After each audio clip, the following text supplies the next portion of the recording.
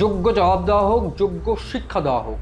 পাকিস্তানকে ইতিমধ্যেই আমরা তা দিয়েছি, কিন্তু বাংলাদেশ এবং চীনের বিরুদ্ধেও কিন্তু অ্যাকশন নেওয়ার জন্য বিভিন্ন উন্নত প্রযুক্তির যে বিমান, মিসাইল বা অন্যান্য ক্ষেত্রে র্যাডার বা অন্যান্য যেসব ডিফেন্স যে সিস্টেম সেটাকে স্ট্রং করা হচ্ছে। কিন্তু বাংলাদেশ, আমরা সবাই জানি, বাংলাদেশকে জব্দ করতে কোনো ডিফেন্স সিস্টেম বা ভারতের কোনো সেনাবাহিনীর সেরকম প্রয়োজনই পড়বে না। তার কারণ আছে একটা, তার কারণ বাংলাদেশ যতই লম্পঝম্প করুক, বাংলাদেশ যতই উড়ুক, বাংলাদেশের যে লাটাই সেটা কিন্তু ভারতের হাতেই আছে।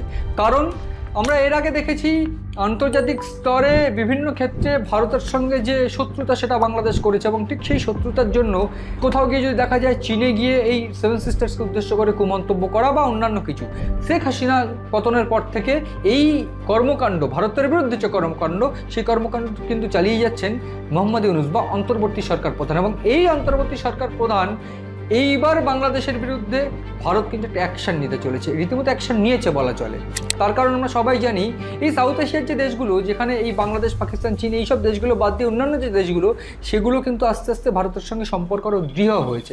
এবং ঠিক সেই জন্য এইবার ভারত কিন্তু একটা অন্যরকম অ্যাকশন বাংলাদেশের উপর নিতে শুরু করেছে। পাকিস্তানের সঙ্গে ইতিমধ্যে আমরা দেখেছি অপারেশন সিঁদুর বা অন্যান্য ক্ষেত্রে অন্য কূটনৈতিক চাল দিয়ে পাকিস্তানকে জব্দ করা হয়েছে। এবার বাংলাদেশের পালা। তার কারণ ভিয়েতনাম বা কম্বোডিয়া কিংবা আরব বা মুসলিম কান্ট্রি যেগুলো বাংলাদেশের পক্ষে থাকার কথা,